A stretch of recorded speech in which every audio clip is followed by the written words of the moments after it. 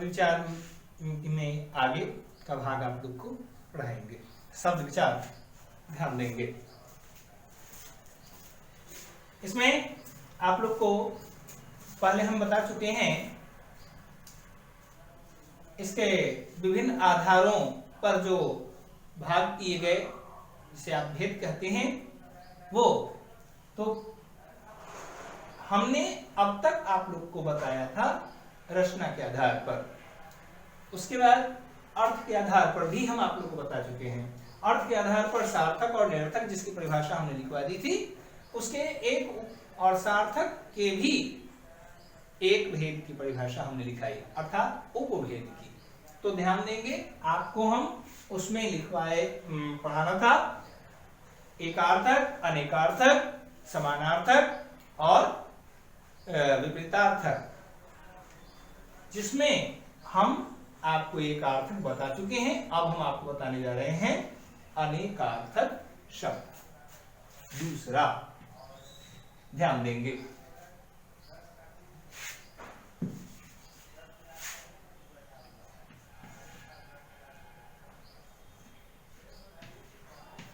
अनेकार्थक।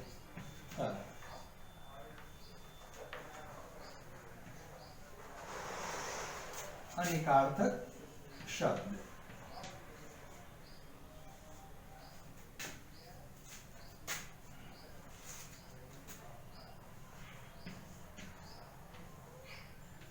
वैसे शब्द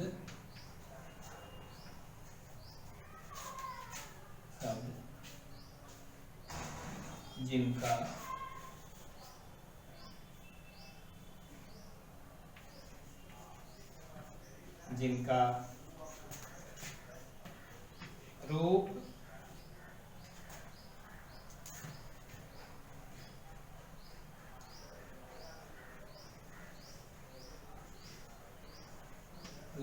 किसी भी परिस्थिति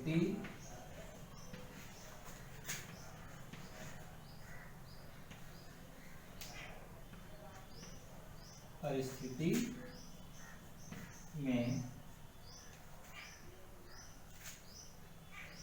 नहीं बदलता।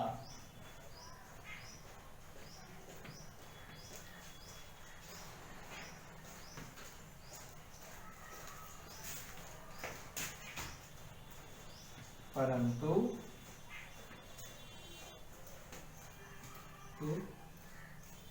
अर्थ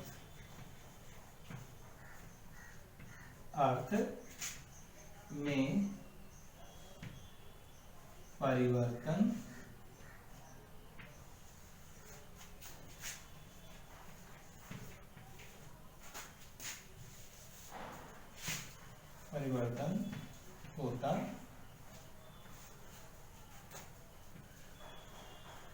होता है।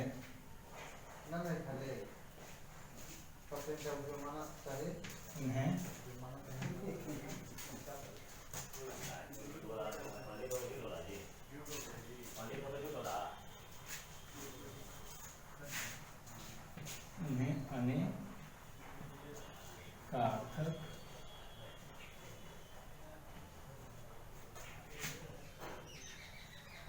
शब्द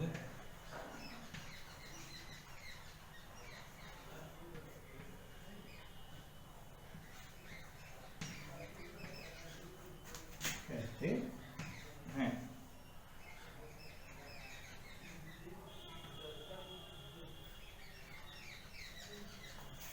ध्यान देंगे, अनेकार्थक शब्द वैसे शब्द जिनका रूप किसी भी परिस्थिति में नहीं बदलता, परंतु अर्थ में परिवर्तन होता है, उन्हें अनेकार्थक शब्द कहते हैं। इस पर ध्यान देंगे, ये जो ऊपर रेफ जो दिया जाता है वो हम पहले बता चुके हैं। यहाँ का र थ क, र आधा होता है, इसीलिए यहाँ पर ऐसे हो जाता है, इसलिए इस पर ध्यान रखेंगे। अनेकार्थक शब्द कहते हैं, जैसे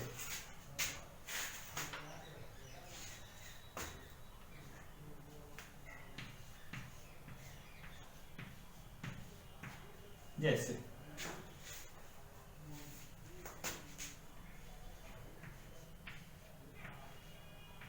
अंबर,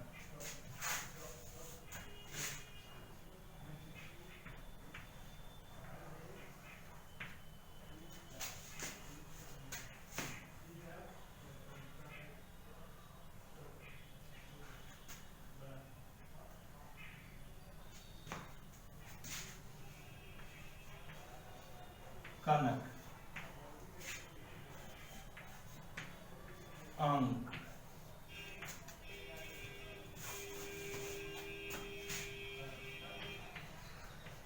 पानी,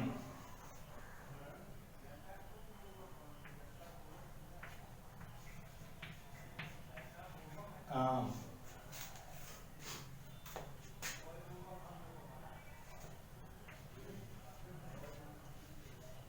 इत्यादि।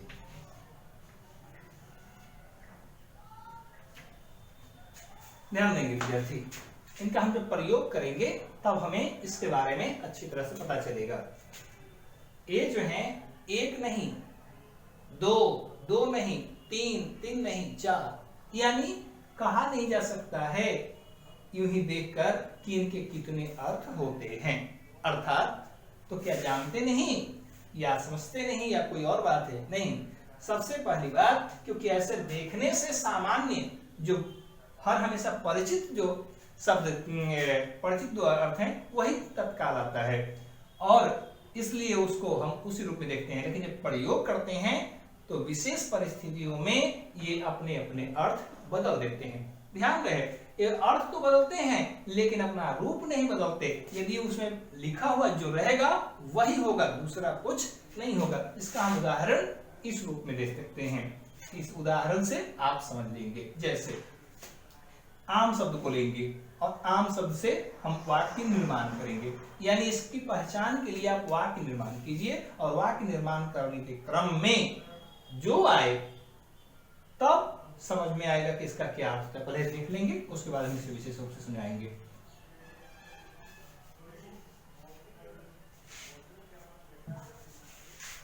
वह आम का पेड़ है।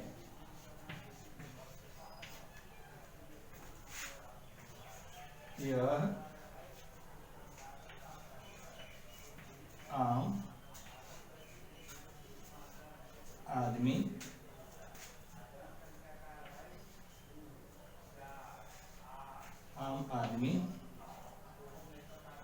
है, या यह आम बात है। ध्यान देंगे, ध्यान देंगे, यानी ये जो लिखती है क्या यूं लिख लें।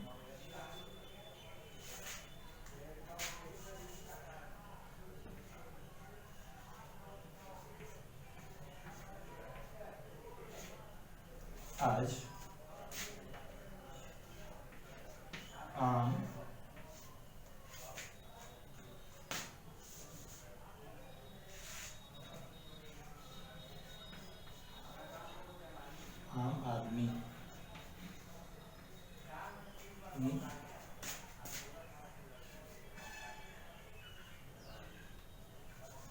आदमी परेशान है। ध्यान दीजिए, तीन जगह देखिए हमने आम शब्द लिखा, अर्थ देखिए, वह आम का पेड़ है, फल हो गया। यह आम आदमी है, साधारण हो गया, कोई विशेष नहीं। आज आम आदमी परेशान है, प्रत्येक। अब ध्यान देंगे, बार बार इसमें तो आम ही लिखा हुआ है लेकिन अर्थ कैसे बदल गया? यहां पर लिखते हैं, इसमें आ रहा है फल, इसमें आ रहा है सामान्य या कहें साधारण।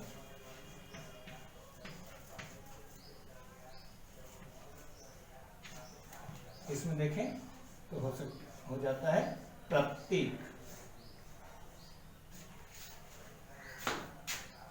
इसे कोई अछूता नहीं है, ऐसा इसमें अर्थ दे रहा है। यानी हर बार तो आम ही है, लेकिन वाक्य में प्रयोग होने पर ही हम बता सकते हैं कि यह क्या है, इसका अर्थ क्या होगा। ऐसे हम कुछ नहीं कर सकते। उसी तरह पानी शब्द को ले लीजिए, यदि वाक्य बनाते हैं, लिख देते हैं वह पानी पीता है, तो वहां पर पानी का अर्थ जल हुआ, पीने वाला। यदि फिर लिखता है यह जो सो कि पानी चढ़ाया हुआ गहना है, या पित्तल के गहने पे, एल्युमिनियम के गहने पे सोने का पानी चढ़ा दिया है। अब ध्यान देंगे वो क्या होगा, निकल होगी। जैसे देखते होंगे, कई बार देखते होंगे कि कोई लोहे का सामान खरीदते हैं और ऊपर से देखते हैं तो कैसा लगता है, लगता है कि पीतल वाला है। कई बार देखने को लगता है कि तांबा वाला है, या तांबे का तार लेते हैं तो कहते हैं तांबे का तार है, लेकिन पता चलता है रगड़ने पर कि सिर्फ पॉलिश है ऊपर से, वह अंदर से तो एल्युमिनियम ही है। तो ये पानी जो शब्द है वो उस पर चढ़ाया हुआ है, यानी परत है। इसका अर्थ पानी से परत हो गया। कई बार आप लोग बोलते हुए आम आदमी को सुने होंगे, लोगों से सुनते होंगे कि उसके मुंह पर पानी नहीं है। इसका अर्थ क्या हुआ, पानी नहीं है का अर्थ, पानी नहीं है का अर्थ है सौंदर्य। उसके चेहरे पे सुंदरता नहीं है, जो सुंदरता चाहिए थी वह सुंदरता। गोरा है लेकिन मुंह पर पानी नहीं है, ऐसा ही बहुत बार बोलते हुए सुनेंगे। यहाँ पानी का अर्थ सौंदर्य हो गया। इसी तरह से वह पानी पानी हो गया। वह क्या स्थिति आएगी इन सब पर निर्भर करेगा, यानी वाक्य निर्माण करने पर। कनक शब्द को लें, अंबर शब्द को लें। अंबर का देखते हैं, आप लोग जानते ही होंगे कि अंबर शब्द, अंबर से आकाश भी होता है और अंबर का अर्थ वस्त्र भी होता है। इस तरह दोनों अर्थों में तो ध्यान देंगे। यह ऐसे तो कहेंगे कि यह अंबर जो है सो कि आकाश का पर्यायवाची शब्द है। हाँ, अंबर आकाश का पर्यायवाची शब्द है, लेकिन स्वयं में क्या है, स्वयं में यह जो है सो कि आकाश का सिर्फ पर्यायवाची शब्द ही नहीं, स्वयं में इसका अर्थ आकाश भी होता है। याद रखेंगे, यदि हम इस घर से लेंगे, इसको श्रेष्ठ बनाएंगे, इसका क्या क्या होता है, तो उस समय यह अनेकार्थक शब्द बन जाएगा। जबकि यह किसी और के लिए आएगा तब उस समय यही पर्यायवाची शब्द बन जाएगा। यदि पूछेंगे कपड़ा का अंबर क्या है, पर्यायवाची। आकाश का अंबर क्या है, पर्यायवाची। परंतु अंबर का अर्थ होता है क्या, आकाश, क्या, कपड़ा। तो उस समय यह अंबर अनेकार्थिक शब्द बन जाएगा। इनसे दो अर्थ दिखाई दिए, इसलिए ये अनेकार्थी बन गया। लेकिन यही जब उसके बाद में आता है तो यह पर्यायवाची भी बन जाता है। ऐसा नहीं कि पहले लिखे हैं कि बाद में लिखे हैं। बाद में या पहले लिखने की ये ब्लैक बोर्ड की विषय, कॉपी की विषय नहीं है, समझने की विषय है। एक बात और बता दूं, इस अनेकार्थक शब्द को समझने के लिए आपके पास ज्ञान की आवश्यकता है, समझ की आवश्यकता है। एक बात याद रखेंगे, अनेकार्थक शब्द आंखों का विषय बिल्कुल नहीं है। यह आंख से देख करके आप यदि बता सकते हैं कि इसका दो अर्थ होता है, एक अर्थ होता है कि चार अर्थ होता है, आप नहीं कर सकते। जब तक हम इसे प्रयोग नहीं करेंगे, इसके बारे में जानकारी हासिल नहीं करेंगे, तब तक यह जो सो कि आंखों से देख करके ऐसा नहीं होता है। जबकि पर्यायवाची शब्द होता है, विलोम शब्द होता है, वह आंखों का विषय है, उसे देख सकते हैं। जैसे यदि हम आकाश लिखे और लिख करके लिखे अंबर, गगन, तो नभ, तो उस समय आंखों का विषय है, वो हम देख सकते हैं। अब इस बात को आगे हम अगले शब्द के भाग के बारे में बताएंगे। तब तक इसे देखें।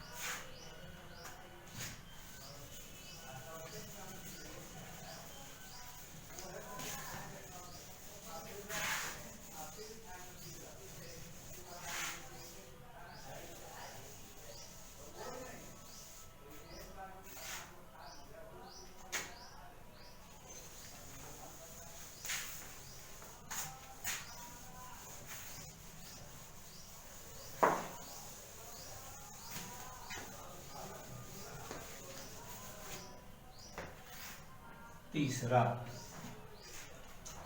बोलते हैं समानार्थक।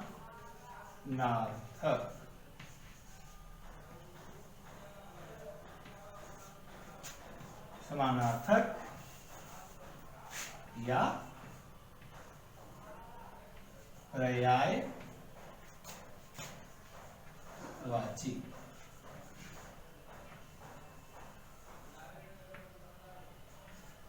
पर्यायवाची शब्द। परिभाषा नोट करेंगे।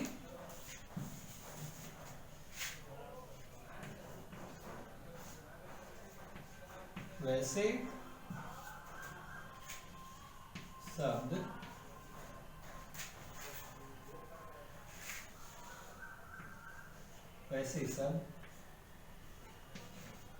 जिनका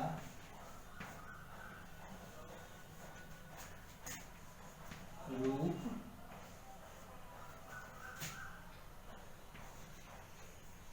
परिवर्तित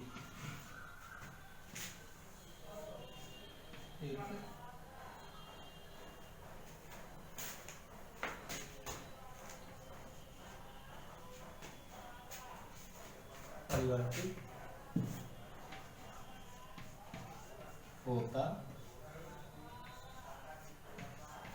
है,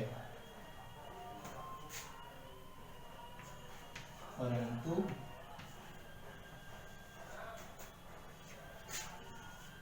अर्थ में कोई परिवर्तन नहीं होता उन्हें पर्यायवाची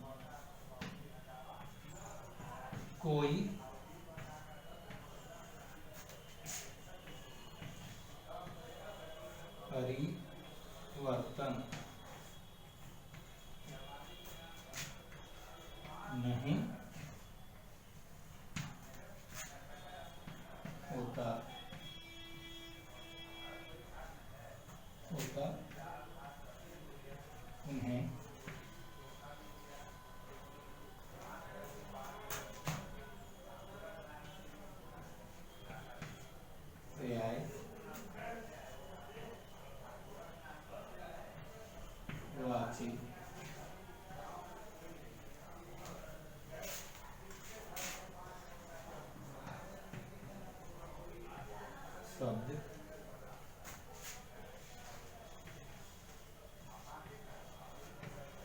कहते हैं।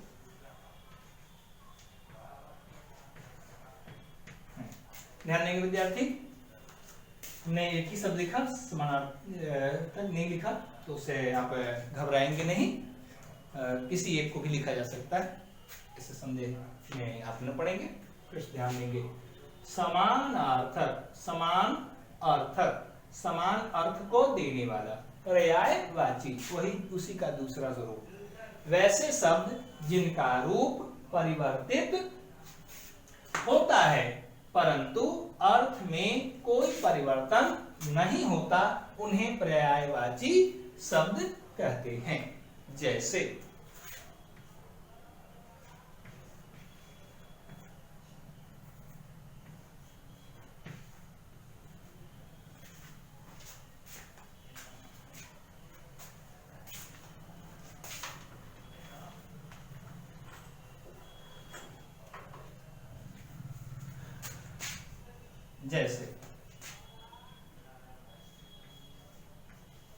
गृह,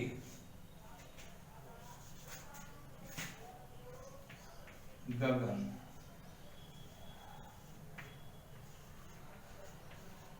अंबर,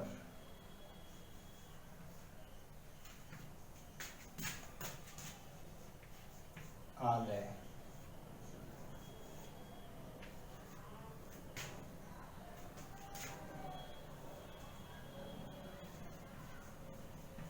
सरोज,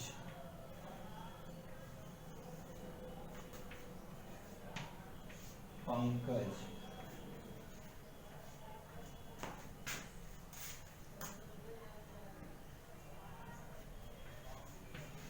निशा,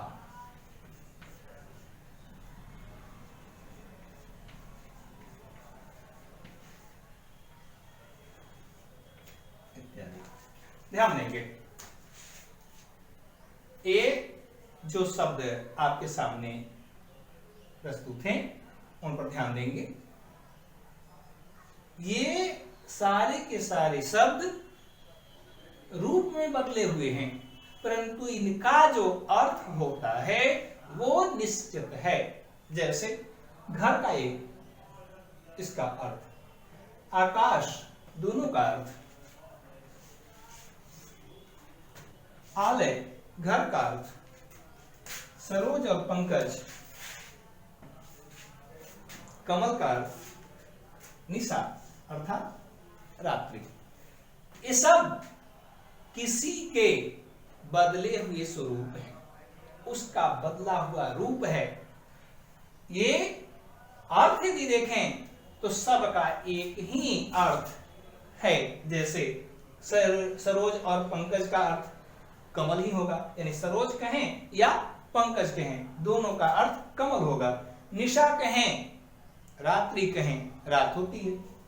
आलय घर का है, अंबर कहिए या गगन कहिए, वह भी अर्थ निश्चित रूप में घर ही है, तो आकाश ही है। तो इस तरह आप इनका स्वरूप जानिए, तो इनका अपना ही रूप है, परंतु अर्थ की बात करते हैं तो अर्थ में समानता होती है। तो ऐसे समान अर्थ रखने वाले जितने भी शब्द आएंगे आपस में, वे सारे के सारे शब्द आपस में समान अर्थी, समान अर्थ वाले होंगे या पर्यायवाची होंगे। यानी कहेंगे कि ये दोनों क्या हैं, तो ये दोनों आपस में समानार्थी हैं। जैसे अब कहेंगे, सबका लिखिए, सब ध्यान दीजिए। गृह है, इसका आलय, यहां देखिए, गृह और आलय दोनों समान अर्थ है।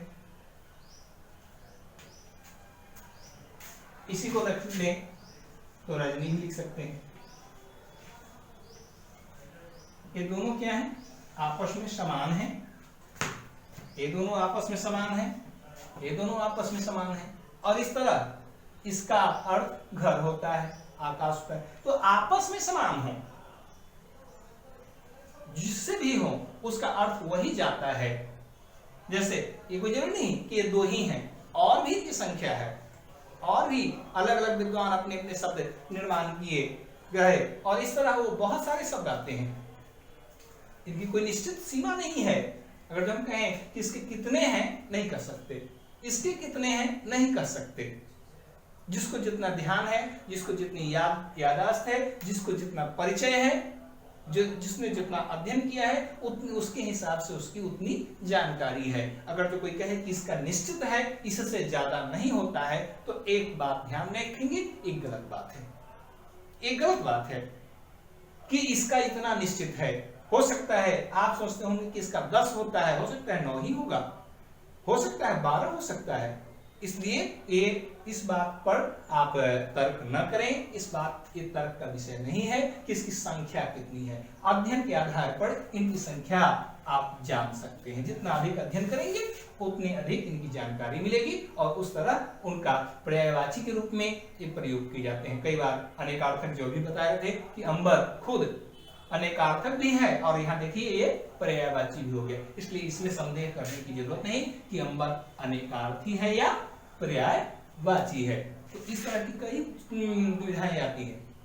अब अगला जो प्रश्न रहा, वो प्रश्न क्या हुआ कि क्या हम इनको जान रहे हैं, सिर्फ जानने से हो जाएगा? क्या इनका हम प्रयोग कर सकते हैं समान रूप में? क्या सभी जगह एक समानार्थक हैं, तो क्या इनके सभी जगह किसी भी रूप का प्रयोग किया जा सकता है? तो जी नहीं, किसी भी रूप का सभी जगह प्रयोग नहीं किया जा सकता। उदाहरण के लिए यदि हम देखें इस चीज को कि किसी का नाम अरविंद है, अब बताइए सर, जिनका नाम अरविंद होगा उन्हें सरोज कहकर आप पुकार सकते हैं? जिनका नाम अरविंद होगा उनका सरोज कहकर पुकार सकते हैं कि सरोज बाबू इधर आइए? नहीं बोल सकते हैं। जिनका नाम पंकज होगा उनको अरविंद कहकर बुला सकते हैं? नहीं बुला सकते। जिनका नाम अरविंद होगा उनको सरोज नहीं कह सकते, सरोज को अरविंद नहीं कह सकते, पंकज नहीं कह सकते। क्यों? क्योंकि उनका व्यक्तिगत है, खास उनके लिए प्रयोग किया गया है, तो ऐसी स्थिति में हम प्रयोग नहीं कर सकते। अर्थ समान है तो क्या, यह व्यक्ति विशेष से संबंधित हो गया और इस कारण हम इनका प्रयोग नहीं कर सकते, उनको कमल नहीं कर सकते। इसी तरह किसी का नाम सुने होंगे गगन, तुमको नव कह के बुलाएंगे नहीं, नाम के रूप में, व्यक्तिवाचक के रूप में बनाया गया। जैसे किसी का नाम देखे होंगे कि निशा भी नाम रखता है, रजनी भी कई बार नाम सुने होंगे, क्या हम निशा को रजनी और रजनी को निशा कहकर पुकार सकते हैं? कहेंगे कि ये तो पर्यायवाची शब्द है, वही तो हम बोल रहे हैं। इससे बहुत सारे व्यवधान उत्पन्न हो जाएंगे, बहुत सारे कष्ट हो जाएंगे और बहुत सारी दिक्कतें हो जाएंगी, इसलिए इस तरह का प्रयोग नहीं किया जा सकता। इससे हम विशेष होने के कारण हम उसको उस रूप में प्रयोग, अर्थ के हिसाब से प्रयोग कर सकते हैं, लेकिन इस रूप में हम प्रयोग नहीं कर सकते। इसलिए याद रखेंगे, जिस तरह की आवश्यकता होगी, जैसा समय होगा, जैसी परिस्थितियां होगी, उसी के अनुसार इनका स्वरूप, इनका अर्थ निश्चित होगा। उस समय अरविंद का अर्थ व्यक्ति ही होगा, न कि अरविंद का अर्थ वहां पर कमल होगा। वो व्यक्ति कौन है जी, तो अरविंद जी को बुलाइए, तो व्यक्ति को बुलाने जाएंगे, कमल का फूल लाने के लिए नहीं जाएंगे। निशा कर रहे हैं तो रात्रि का इंतजार नहीं करेंगे, तो इस बात का ध्यान रखेंगे, विशेष समझदारी का प्रयोग करेंगे और ये परिभाषाएं आप संग्रहित करेंगे, याद करेंगे, स्मरण रखेंगे। अब हम आपको बताने जा रहे हैं अगला स्वरूप, जिसका नाम है विलोम या विपरीतार्थक शब्द।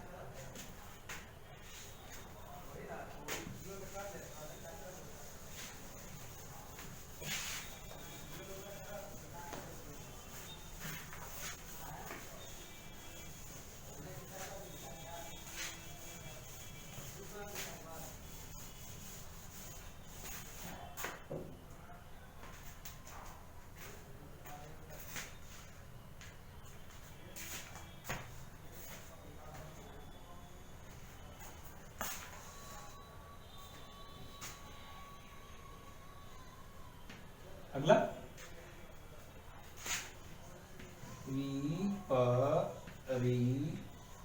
विपरीतार्थक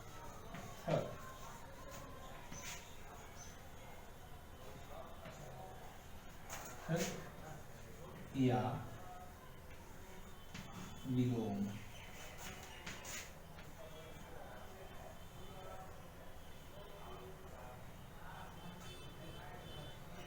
विलोम शब्द परिभाषा देंगे, वैसे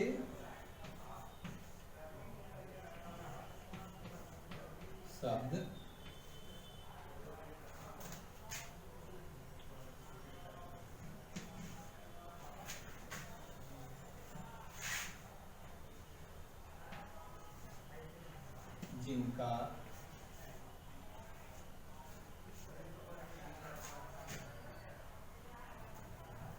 जिनका कोई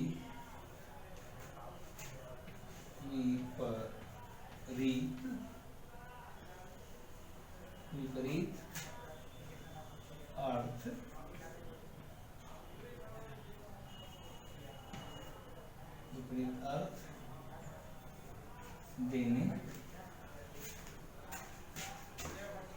अर्थ देने वाला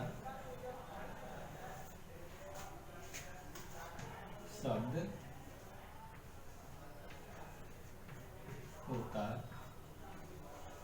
होता है। इन्हें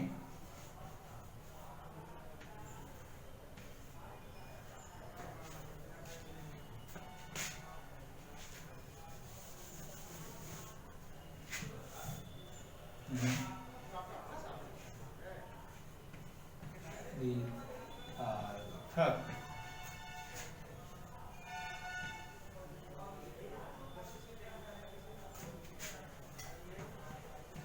शब्द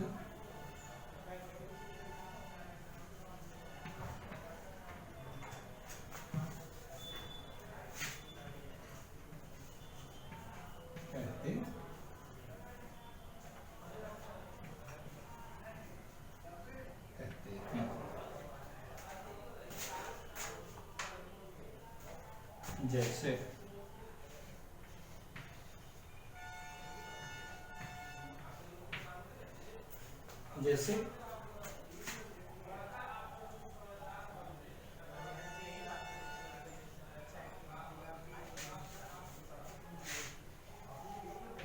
धरती,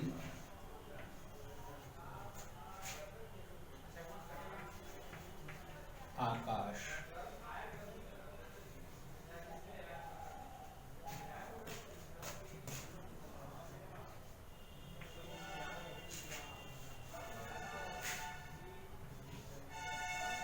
अग्नि, जल,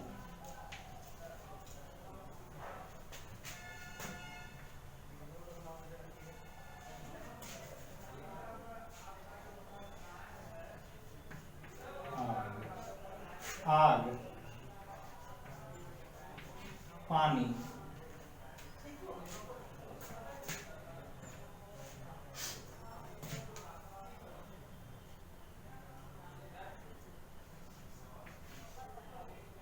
निशा,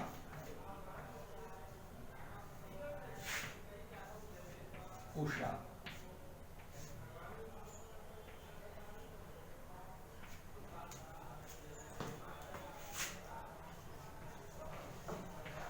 सुबह,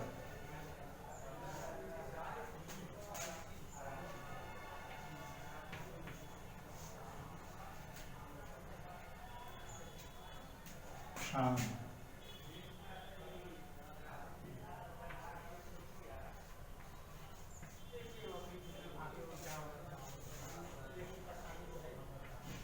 इत्यादि।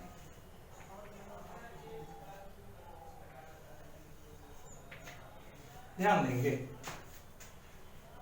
विपरीत, पहले विपरीतार्थक या विलोम शब्द, वैसे शब्द जिनका कोई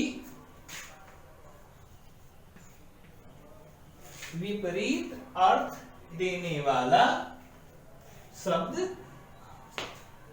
विपरीत अर्थ देने वाला शब्द होता है, उन्हें विपरीतार्थक शब्द कहते हैं, या विलोमार्थक या विलोम या विलोमार्थी या विपरीतार्थी शब्द कहते हैं। अब उदाहरण लेंगे, धरती, धरती का उल्टा आकाश। ध्यान रखेंगे, उल्टा अर्थ देने वाला। अग्नि का जल, आग का पानी, निशा का उषा, सुबह शाम। अब ध्यान देंगे इसमें कि एक बात का कि विपरीत अर्थ उसका हो, सबसे पहली बात। दूसरी बात, एक चीज और ध्यान देंगे, जब तत्सम शब्द लिखेंगे तो उसका विपरीत भी तत्सम शब्द ही लिखने की कोशिश करेंगे। यदि तद्भव होगा तब उसका विपरीत तद्भव लिखने की कोशिश करेंगे। इससे शब्द में रोचकता बनी रहती है। जैसे अग्नि का जल ही लिखेंगे, पानी न लिखेंगे, या पानी का उल्टा विपरीत पानी का उल्टा अग्नि न लिख करके आग ही लिखेंगे, या आग का उल्टा। हाँ, ये बात कोई मायने नहीं रखती विशेष, ये तो परिस्थिति के अनुसार निर्भर करेगा कि आप अग्नि पहले लिखेंगे कि जल लिखेंगे, जल पहले लिखेंगे कि अग्नि पहले लिखेंगे। इसमें यदि दोनों में से किसी को आगे या पीछे किया जाए तो इससे कोई खास परिवर्तन नहीं होता। हाँ, वाक्य में प्रयोग करते समय या किसी विशेष परिस्थिति में आप इसका किस रूप में इस्तेमाल कर रहे हैं, किस तरह प्रभावशाली बनाना चाहते हैं, तो आप पर निर्भर करेगा। अर्थात यह लेखक का विषय है, उस सोचने वाले के पर निर्भर करता है।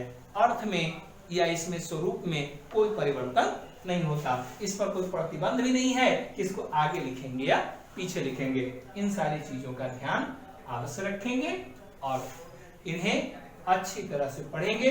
एक बात और जाते जाते कहना चाहूंगा कि पर्यायवाची शब्द के लिए आप जितना भी जानते हो, याद करने का सबसे अच्छा तरीका मैं बता दूं कि जो भी आपको पर्यायवाची शब्द मिलेगा वो सबसे पहले क्या करेंगे, खासकर मैं पर्यायवाची शब्द की बात कर रहा हूं कि पर्यायवाची शब्द जब आप लिखेंगे तो सबसे पहले जैसे धरती का लिख रहे हैं तो जितना आपको मालूम हो अन्य लोगों से आपको प्राप्त हो, किताबों से आपको प्राप्त हो, उसे एक अलग कॉपी में, किताब में दी हुई है या नहीं दी हुई है, अलग एक कॉपी बना करके उसमें आप पर्यायवाची शब्द जितने भी हों सब उतार लेंगे और उतार करके जितना ज्यादा मालूम हो, एक बात ध्यान रखेंगे, यदि हम लिखे हैं तो एक लाइन छोड़ देंगे ताकि कोई और शब्द मिले तो किसी दिन और संग्रह करेंगे, किसी अच्छी सी कॉपी में आप उसको नोट करेंगे और प्रतिदिन एक बार 2 बार पढ़ेंगे और इससे आपको शक्ति मिलेगी ज्ञान शब्द संग्रह की। और अनेकार्थक शब्द के लिए आपको प्रयोग करना होगा, वाक्य बना करके देखना होगा इसके लिए क्या। लेकिन पर्यायवाची शब्दों के लिए आप अवश्य एक काम करेंगे, यदि किताब में 5 दिए किसी शब्द का 3 या 4 पर्यायवाची शब्द दिया हुआ है तो उसी को छोड़ नहीं देंगे, उसी को याद करने का है, बल्कि आगे बढ़ाएंगे। तब तक के लिए धन्यवाद।